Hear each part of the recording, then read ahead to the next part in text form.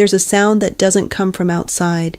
You don't hear it when you're busy. You hear it when the room goes quiet, at night, in the early morning, or in the middle of a conversation when someone pauses, and suddenly it's there again, a ringing, a hum, a tone that has no source, and most people do exactly what they've always been told to do. They wait. They assume it's nothing. They tell themselves it's just a little tinnitus, just a bit of age, just something that happens when you've lived long enough and heard enough in your life. But here's what I want you to consider before we go any further. What if that sound isn't really coming from your ears? What if your ears are simply the last place this starts and the brain is where it actually begins? Because that's exactly what the most recent research is pointing toward.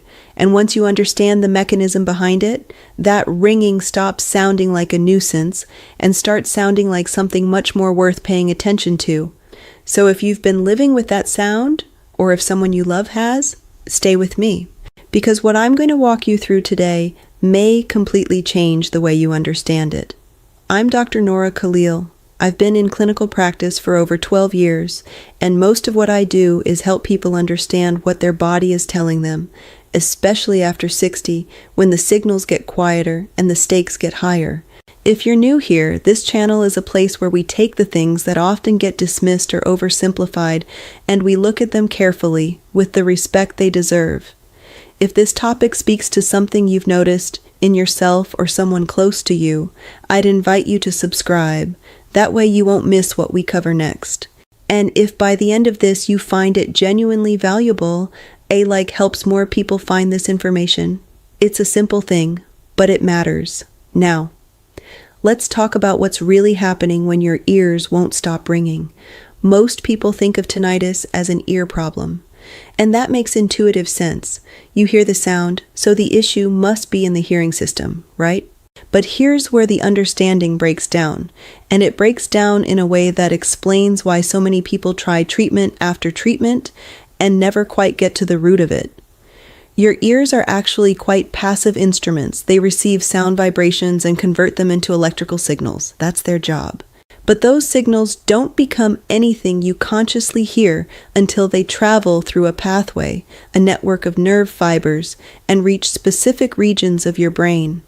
The auditory cortex is where sound is actually processed, where it becomes meaningful, where it becomes real. The structure that carries that signal from the ear to the brain is the auditory nerve. And the broader pathway it feeds into is a complex network of neural circuits that interpret, filter, and give shape to everything you hear. Now think of this pathway as a wire, a long, delicate biological wire. When that wire is healthy, signals travel smoothly. Sound reaches the brain clearly. Interpretation is accurate. Silence is actually silence. But when that wire becomes damaged, when it becomes inflamed, when its protective coating degrades, when circulation to the nerve tissue becomes compromised, the signal distorts. It becomes noisy. It becomes unreliable. And the brain, which is always trying to make sense of incoming information, responds to that disrupted signal by generating sound of its own. That sound, in that ringing, that tone, that hum, isn't coming from your environment. It's your brain's response to a signal problem along the wire. That's the first thing to understand. This isn't just a hearing issue. It's a neural signal issue, and it has roots that go much deeper than most people ever look. Let me explain this wire in a little more detail, because understanding it changes everything about how you approach this problem. The auditory nerve is coated in a substance called myelin. You may have heard this word in the context of neurological diseases, and that's actually relevant here, though for a different reason. Myelin is a fatty protective sheath that wraps around nerve fibers the way insulation wraps around an electrical wire. Its purpose is to allow signals to travel quickly and cleanly. When myelin is intact, the signal moves efficiently. When myelin degrades, the signal becomes slow, scattered, and unreliable. After 60, myelin breakdown accelerates in many people, not always dramatically. Not always, obviously, but at a cellular level, the insulation on these neural pathways begins to thin, and the auditory nerve is one of the structures where this can have very noticeable consequences. What causes myelin degradation? Several things. Chronic inflammation is one of the most significant. Nutritional deficiencies, particularly B12, magnesium, and certain fatty acids, are another. Poor circulation, which becomes increasingly common with age, means the nerve tissue receives less of the oxygen and nutrients it needs to maintain its structure. Here's what this means in practical terms. When the myelin thins around the auditory nerve fibers, some signals still travel cleanly, others don't. The result is a kind of electrical interference, a continuous background noise that the brain picks up and interprets as sound. That's the ringing. And it's not a symptom that lives in your ear. It's a symptom that lives in the nervous system, in the wire, in the state of that wire's insulation, its nourishment, its integrity. This is why some people notice that their tinnitus gets louder when they're exhausted, or during periods of high stress, or after they've been sick. All of those states affect the nervous system directly. All of them affect the quality of signal transmission. Now, I want to talk about why this becomes more relevant after 60 specifically. Because this isn't just about getting older in a vague sense. There are specific documented changes that happen in the auditory system during this period of life, and understanding them helps you see why a problem that used to be small can start to compound quietly. First, the hair cells inside the cochlea, the inner ear, begin to decrease in number over time. These cells are responsible for converting sound vibrations into electrical signals. Unlike most cells in the body, cochlear hair cells do not regenerate.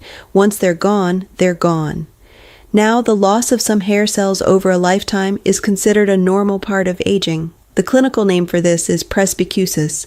But what's less commonly explained is that even before significant hair cell loss, a reduction in the density or function of these cells changes the quality of the signal being sent to the auditory nerve. Think of it this way.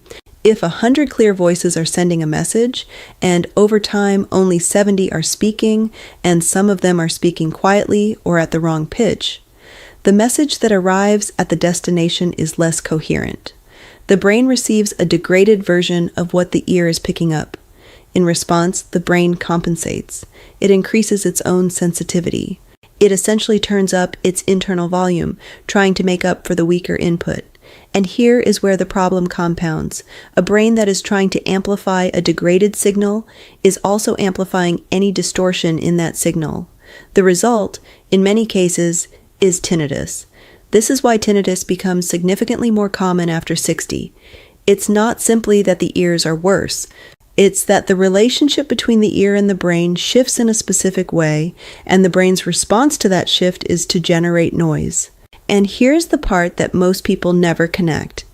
This same mechanism, the brain's increased sensitivity to disrupted input, is also related to why some people with tinnitus begin to have trouble concentrating, or notice that their sleep becomes fragmented, or feel that their overall cognitive sharpness has changed. These are not separate problems. They are expressions of the same underlying tension in the auditory neural system. I want to talk about something that's very common, and that often makes this condition significantly worse without anyone realizing it. Many people, when they develop tinnitus, instinctively try to mask it.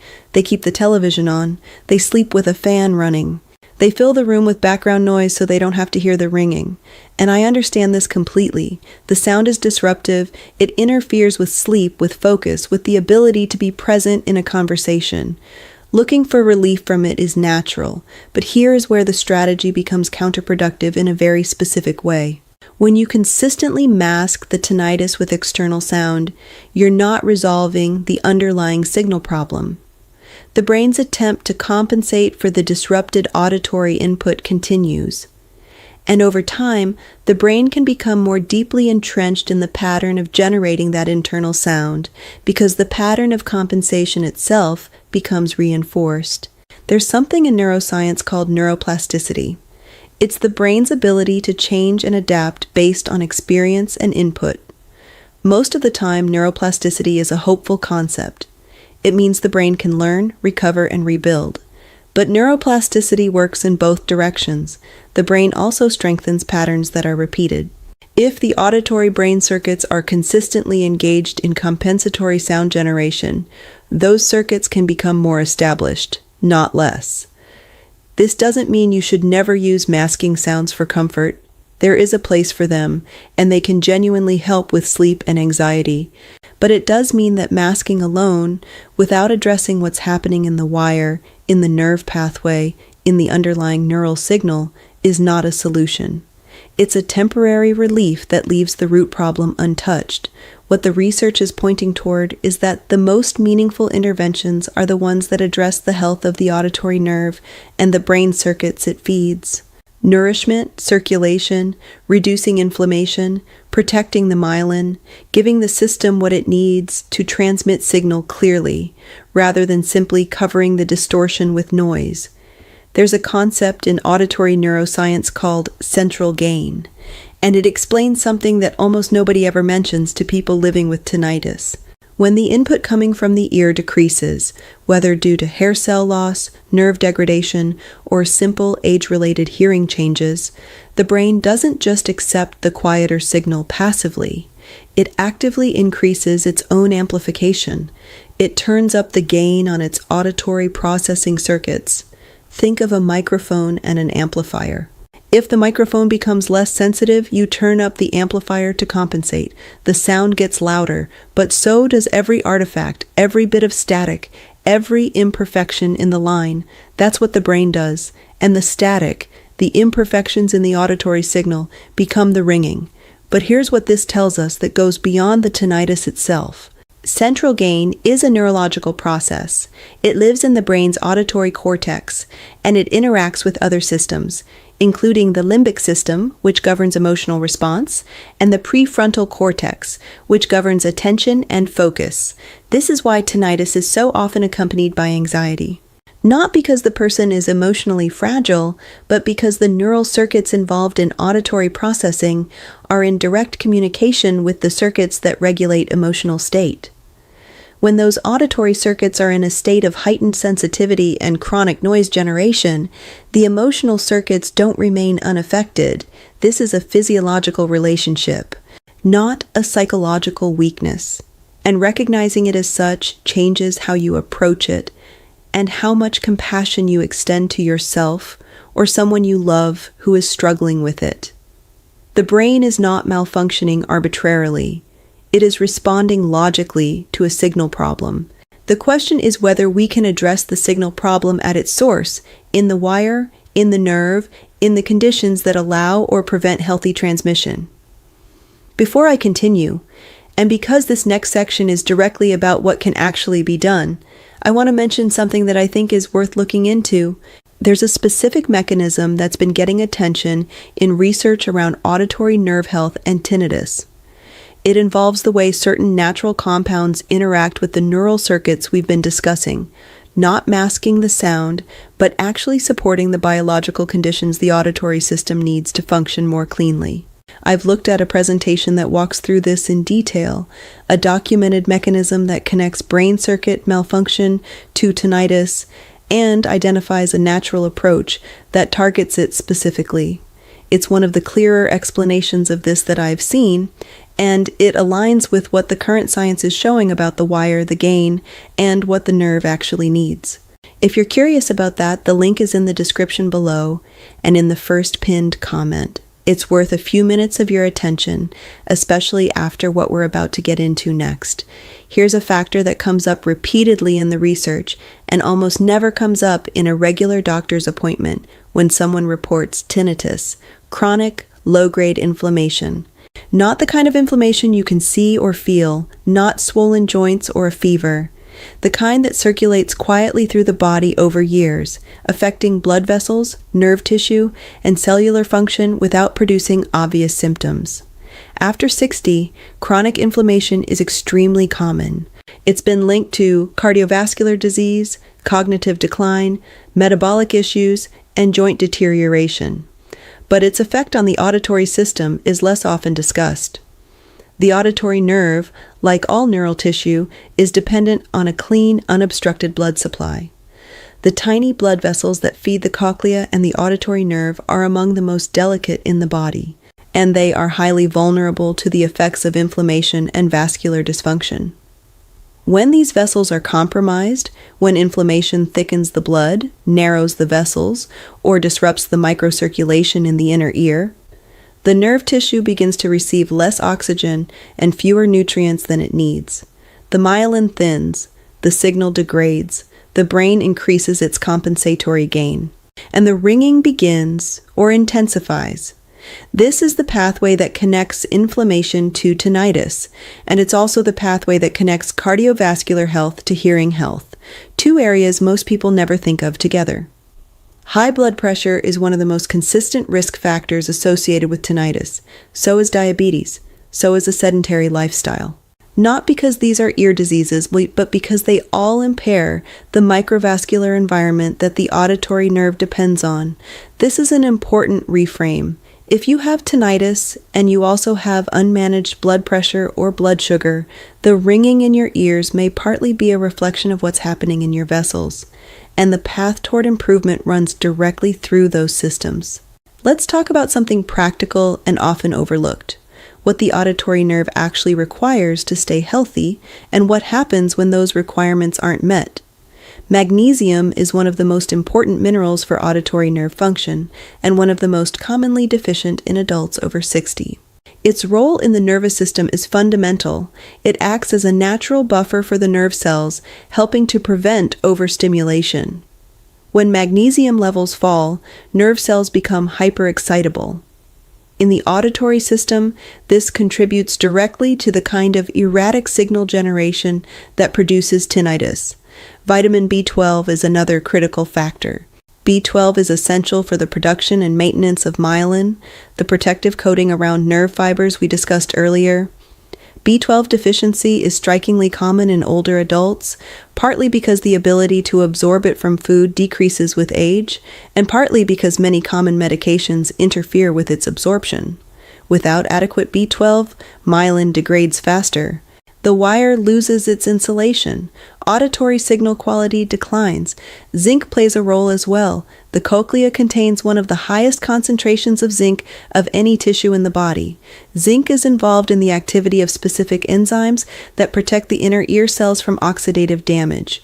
Deficiency in zinc has been associated with an increased risk of tinnitus, particularly in older adults, and some clinical studies have shown improvement with supplementation in zinc-deficient individuals.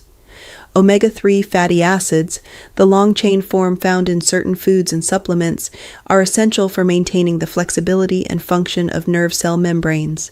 A diet that is chronically low in these compounds contributes to a less resilient neural environment throughout the auditory system. None of these are exotic. None of them require a prescription. But they do require attention, especially after 60, when the ability to absorb, convert, and retain many of these nutrients naturally decreases. The body doesn't become deficient because something is catastrophically wrong. It becomes deficient because the machinery of absorption and utilization quietly changes with age. An intake that was sufficient at 40 may no longer be sufficient at 65. There's a connection that I find particularly important to address because it tends to close a loop that many people haven't seen clearly before. Tinnitus disrupts sleep. This is well established. The ringing is louder in the absence of other sound, and silence, which is supposed to be restorative, becomes an amplified chamber for a sound the nervous system can't shut off. But here's the direction the relationship also runs. Poor sleep makes tinnitus worse. Sleep is the period when the brain consolidates the day's learning and repairs cellular damage, including in neural tissue. During deep sleep, the glymphatic system becomes active. This is a recently discovered network through which the brain clears metabolic waste products. Cerebrospinal fluid flows through the brain's tissue, washing out byproducts that accumulate during waking hours. Among the substances cleared during this process are inflammatory compounds that, when allowed to build up, contribute to neural inflammation, including the kind that affects auditory nerve function. When sleep is chronically fragmented or shortened, this clearance process is incomplete. Inflammatory burden in the brain increases. Nerve tissue operates in a less healthy environment, and the tinnitus, driven in part by neural inflammation and disrupted signaling, becomes louder and more persistent. This is a cycle that feeds itself. Tinnitus disrupts sleep. Poor sleep increases neural inflammation. Neural inflammation worsens tinnitus, and so the ringing becomes a fixture, not because it is irreversible, but because the cycle maintaining it is never interrupted. Recognizing this cycle is important because it means that improving sleep quality is not just about comfort. It's a direct intervention in the biological environment that tinnitus depends on to persist. Prioritizing sleep, protecting its depth and duration, addressing what fragments it, is one of the most underappreciated strategies in managing what happens in the auditory brain circuits. And after 60, when sleep architecture naturally changes and deep sleep becomes shorter, this deserves more attention than most people give it.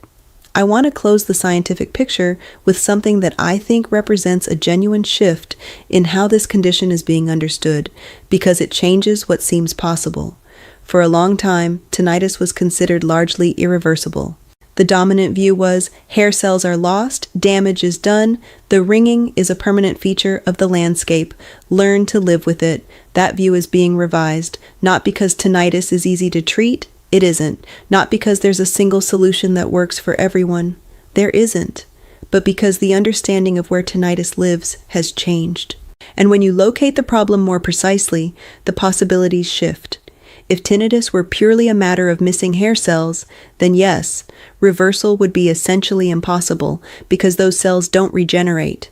But if tinnitus is significantly a matter of how the brain's auditory circuits are responding to degraded input, if it's a matter of neural inflammation, myelin integrity, central gain, circulatory health, and nutritional environment, then many of those factors are, to varying degrees, addressable.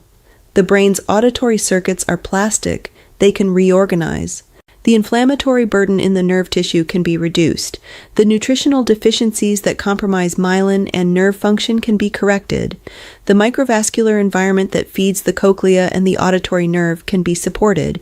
None of this is a guarantee of silence, but it is a basis for action, real physiologically grounded action, rather than passive acceptance.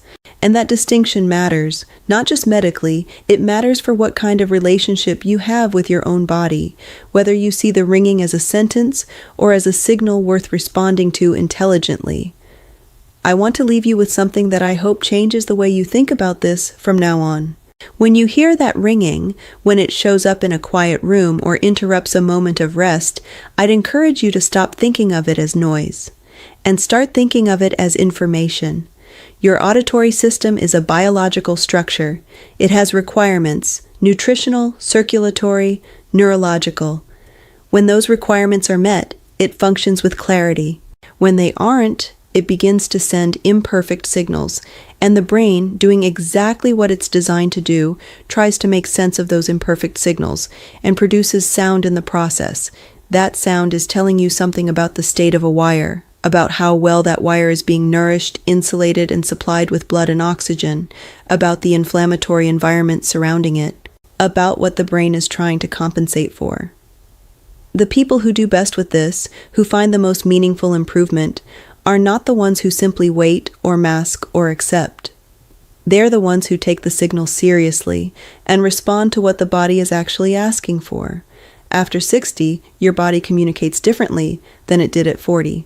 The signals are often quieter, subtler, easier to dismiss, but they are not less important. If anything, they are more important, because the margin between early response and late consequence narrows with time. You are not obligated to interpret that ringing as just the sound of getting older. You are allowed to ask what it's telling you. You are allowed to look deeper. And now you have a more complete picture of where to look. Pay attention to the wire, nourish it, protect it, give it what it needs to carry sound cleanly from your ears to your brain, and to carry it the way it was meant to be carried. That's where this begins, and that's where the possibility of real improvement lives.